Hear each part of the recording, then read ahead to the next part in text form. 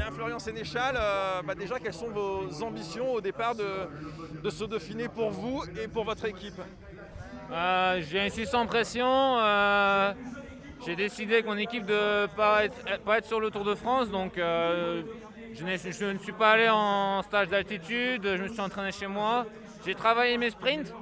Donc pour les arrivées au sprint, je serai prêt et j'espère qu'il y aura des arrivées au sprint, même si le parcours est très dur.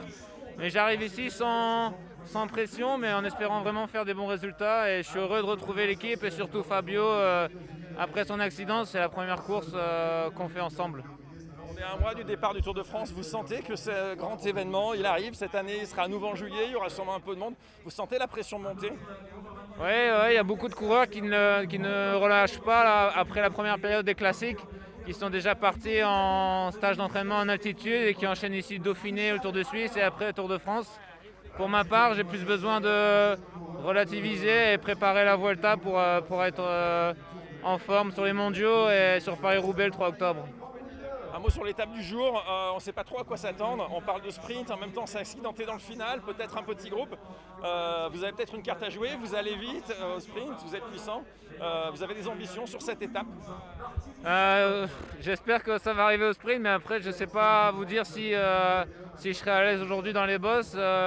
Si j'aurai eu la condition des classiques, oui.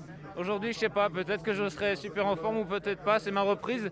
Donc sans pression et on verra. Ce qui est sûr, c'est que si ça arrive au sprint, on a des cartes avec Fabio et moi. Et sinon, il y a un coureur comme Casper Asgreen qui est pas loin de vous, là, qui a gagné aussi le Tour des Flandres. Vous avez plusieurs cartes effectivement pour aujourd'hui. Oui, Casper s'est bien préparé pour cette course et aussi pour le Tour de France qui va suivre. Donc on sait qu'il est très fort.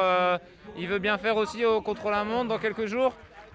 Donc on sait aussi que s'il y a du mouvement, il sera là et il peut gagner au sprint, mais il peut aussi faire une attaque en solitaire. Merci à vous.